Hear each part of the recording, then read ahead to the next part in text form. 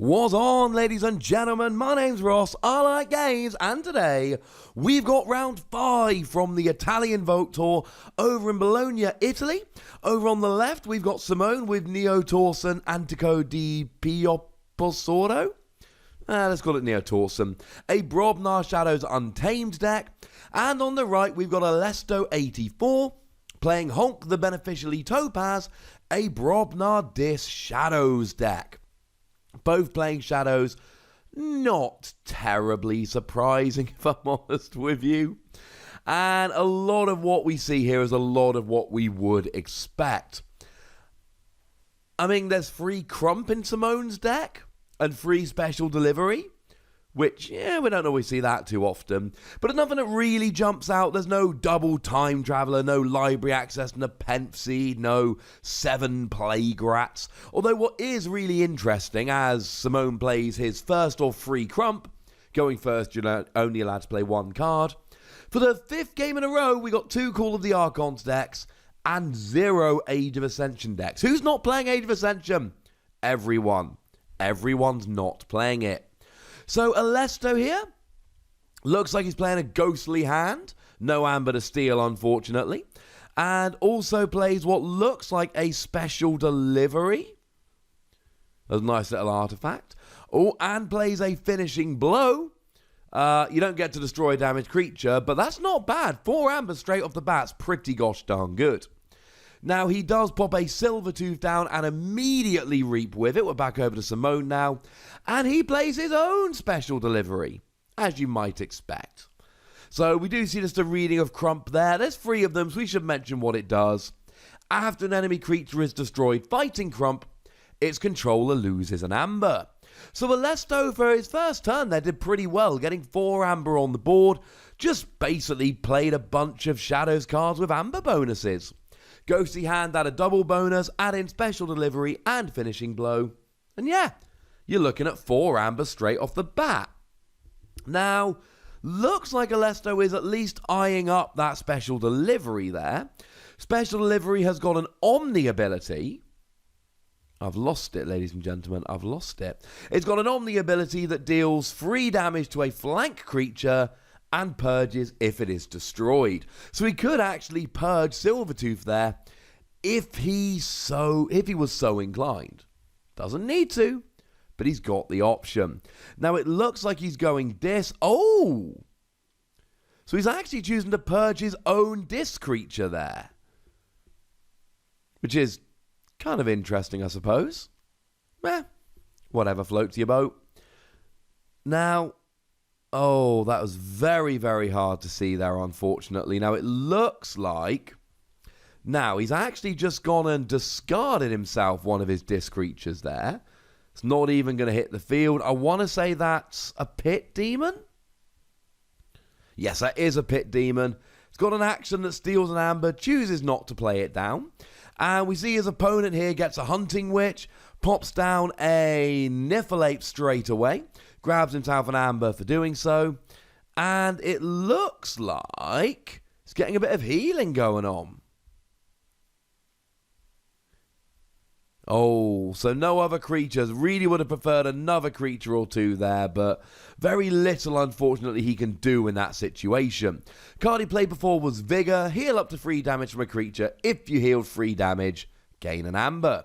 So over to Alesto then, who does forge his first key for the game. Goes 1 key up to 0, with Simone not in a position to forge right now, so a good start and a healthy advantage for Alesto going forward. Oh, and then he plays Bait and Switch to steal 2 Amber. Remember, we are in the post-errata era of Bait and Switch. Oh, and actually gets down 2 Noddy the Thief. That's kind of cool. Noddy the Thief is, it's a Shadows card, it does stealing. It's got an action that steals an Amber. So 2 of them, you could steal both, but yeah. Straight away, Simone uses his Special Delivery and just purges. Oh, and then once again, he uses Silvertooth to destroy the other one there. So that's really, really nice from Simone. Sees both of them, doesn't want them, takes it out. Now, incidentally, there was no fighting there. That's actually a Silent Dagger. Gives you an Amber bonus, and it grants a creature Reap, deal 4 damage to a flank creature. That's how he was able to take it out with Elusive without having to use 2 creatures. He didn't fight with Silvertooth, he reaped with Silvertooth, but then used Silent Dagger to take out the Noddy the Thief. Definitely the best way to go about doing so. So we're into this now, and we do see a Poltergeist getting rid of a couple of creatures, which is very nice. That's going to help him out. And looks like he's ending the turn on 5 amber. It's not terrible. It's not amazing. It's not terrible. It's all right. He'll do him all right there. Poltergeist, just as a quick reminder, use an artifact controlled by any player as if it were yours. Destroy that artifact.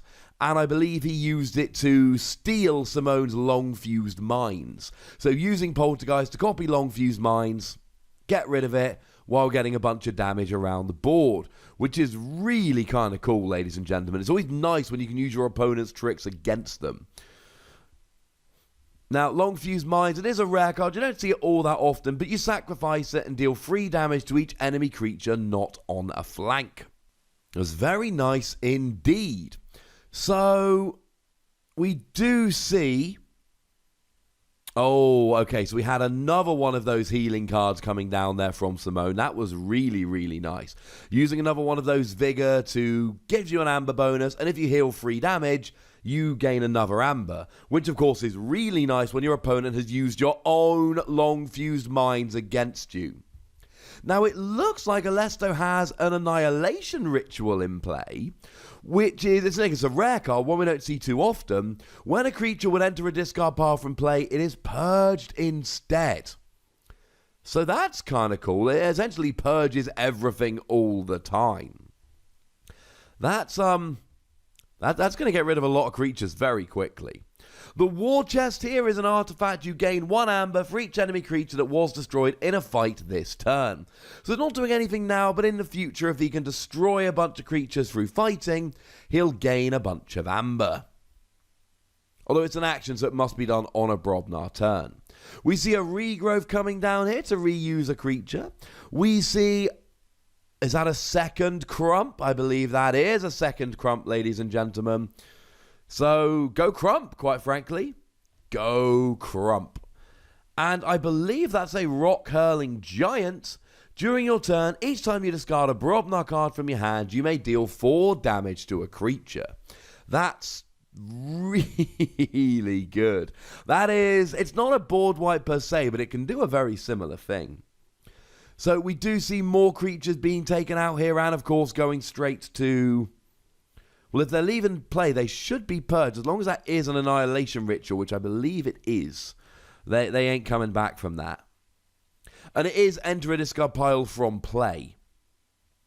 That is to say, whether they're taken out by a fight, by cheeky damage, whatever, they end up purged. So Simone's doing the Amber Rush thing now, goes Brobnar and just immediately reaps with all 3 creatures, just to get 3 amber out. So that's very nice indeed. And it looks like he goes Relentless Assault, ready and fight with up to 3 different creatures, but of course there's nothing to fight, so you ready them, do as much as you can, and then it's done. So he actually reaped with them all, then used Relentless Assault to ready them, there's nothing to fight, and then reaped with them again, which basically got him 6 amber, there's no amber bonus on Relentless Assault, just by playing 1 card. That's awesome! But Alesto's just forged his 2nd key, and Simone hasn't forged a key yet. Now, I'll be honest with you, we're looking at 10 amber on Simone's side of the board. In a post-bait and switch errata world, that it's going to be difficult for him to stop Simone forging. And given that he's gone Brobnar and gone Loma Flame Fist here, and then chucked on a Blood of Titans to make a very powerful creature, it's unlikely. It looks like he has accepted Simone forging a key. But that's all right. He's forged 2 and he's got 2 amber left. Simone has forged... maybe he only had 8 amber then. Either way, he's doing incredibly well for himself there. This is going really quite nicely here. He's doing everything that he needs to do everything that he needs to do here. He has stopped his opponent when he needs to. Oh, here we go. So we're using Rock Curling Giant, discarded a card from his hand to do 4 damage, and then used Rock Curling Giant to fight and take it out. So the Low Myth Flame Fist, the one thing that was really worrying it, is gone. Of course, we've already seen... Oh, I've forgotten the name of the card already, ladies and gentlemen. We've already seen Relentless Assault. Brobnar have a bunch of cards that ready them and fight. But if there's nothing to fight, you ready them and then you're allowed to reap. So it's quite nice. And Simone's had the board. Like all games, Simone's had the better battle line. But it's not really mattered. Now, he is on the verge of evening it up. So... what can Alesto do here? Now, the good news is he's played Loot the Bodies. For the remainder of the turn, each amber gain 1 amber each time an enemy creature is destroyed. Oh, that was nice, ladies and gentlemen. So he's able there to do a huge... Was that a Coward End? Yes, that was a Coward's End. Destroy each undamaged creature and gain 3 chains. But straight after a Loot the Bodies, that's amazing. Now Alesto's put himself on... Is he on check? I think he might only have 5. So Simone is actually evening up here. For all the talk of how well Alesto's doing, and he is doing very well, he's not ahead anymore. Now, he has got more amber than Simone, but he's just forged as many keys as Simone has. So this is going to be very interesting to see. What can Simone do? Simone's going to want to elongate this game a little bit. He doesn't want Alesto to win in the next turn or two. So Alesto's looking through his deck and going, right, what have you lost? What have you got left? What can you do to stop me? Because make no mistake about it, Alesto's still in the driver's seat. Now, we do see... Now, this is weird, ladies and gentlemen, because generally speaking, right, Silvertooth comes into play active, but that's it. You don't get to do much more, because 2 power, no elusive, it rarely lasts. He's had a lot of mileage out of Silvertooth this game, Simone. Far more so than you would usually expect. And now, he's lost his whole battle line, and although he's evened up the keys, he's got fewer amber... and he's not got the next chance to forge. Right, Urchin does steal an amber there, so that's quite nice. Passes over to Alesto. Alesto won't be forging a key. And this is the turn. Alesto doesn't need to worry about stopping Simone this turn. Simone ain't forging a key to begin his next turn. What Alesto really needs to do here is just try and get as much amber as he can. Put himself in a position where it doesn't matter what Simone's doing. He's got so much amber, he won't be stopped. But what's he got? Because it's not like he's got a bunch of creatures on the board he can just reap with. That option's not there right now. Okay, so starting off with a Shula, that's quite nice. Gets to steal an amber. Plays down a Dust Imp. If that gets destroyed, he's getting himself some amber. I don't believe he's on check, though. He's got 5 amber. Oh, and that's the end of his turn. And remember, he's still chained from the Coward's End he played. So he's still drawing 1 fewer card, which is lowering his options. I mean, to be fair, the Loot the Body's Coward's End play was great. But he's now passed it over to Simone. Now Simone's kind of in the driver's seat. With both players on 2 keys each, and Alesto not being in a position to forge at the beginning of his next turn, if Simone can do the Amber Rush thing, he's golden. But again, he's got no battle line. We generally see, and we saw this in Birmingham quite a lot, we generally see that Age of Ascension, the second set, has wider battle lines, more creatures on the board, whereas Call of the Archons does tend to go a little bit more like this. It does seem to be a little bit more... get some creatures, they gone. Get some creatures, they gone, etc. And that's very much what's happening here. He's just not got much. Does he have a bunch of cards in his hand with amber bonuses? Maybe. Because as it stands at the moment, I'm not... like, oh, there goes a regrowth. That's quite nice. Now, if he had a Dust Pixie, the one that gives you 2 amber when you play it, that would, yes, I get it confused with Dew Fairy, but it is Dust Pixie. That would be amazing. He could play that down, put himself on check. And although he plays untamed, he doesn't have many creatures at all. He's got a Dew Fairy, a Niffleape, a Hunting Witch, and Witch of the Eye. They're the only creatures he's got in his deck. Now, there comes the Witch of the Eye. Does let you grab any card out of your discard pile when you reap. Oh, and there comes the Dew Fairy. Be really nice if he had the Hunting Witch as well. That would have gained him the 2 amber. Now, he is able to play a Nature's Call to grab himself an amber. Ooh, and he makes his opponent pick up both the creatures. But remember, Alesto just picked up a Shula. If your opponent has 4 or more amber, steal 1. Now, to be fair, Alesto might not be going for this next turn. But you don't really want to leave your opponent with a Shula. Because if Alesto goes this here, I mean, he could have reaped to gain an amber anyway. That wasn't in question. I suppose it can no longer attack and take out the Witch of the Eye. But yeah, he plays it right back down again and steals an amber. But maybe Simone was thinking, I don't want... Oh, there's a second Shula.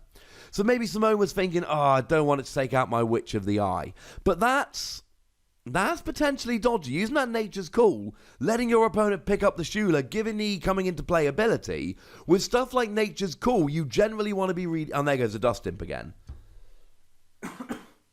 You've always got to be really careful about giving your opponent coming into play abilities. That's what he did.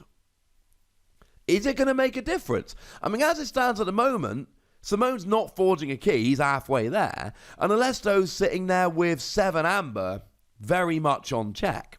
And now we're getting to the cagey end part of the game. Alesto's looking through Simone's discard pile. What have you got? What have you played?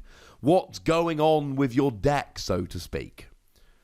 Because remember, you got to look at your opponent's deck at the beginning of the game. You got to look at their list for a couple of minutes. And even though you won't remember every card, you will make sure you've got a few there. You'll make sure that you'll have looked, oh, and that's it. Simone concedes, Alesto wins the game. Simone looks at his board and goes, nope, there's nothing I can do. You've got 8 amber. You're going to forge your key. Congratulations, sir. And congratulations to Alesto. Commiserations to Simone. To finish my previous point, when you look at your opponent's list at the beginning of the game, you're not trying to remember all 36 cards, but you're looking for things that are particularly good against your deck or things about which you are particularly worried. Huge shout out to the lovely ilVizzo over on Twitch for allowing us to use the footage, add some commentary. Lovely, lovely dude. And yeah, tell me what you think about this match in the comment section. Go nuts. Be nice. And then make sure you like this video, subscribe to this channel, and follow me on Twitter at the Wossy, where we talk about games like Keyforge and a whole bunch of others. But by far the most important thing, as always, look after yourselves till next time. Thank you very much for watching. My name is Ross, and you've been watching Wossy Plays.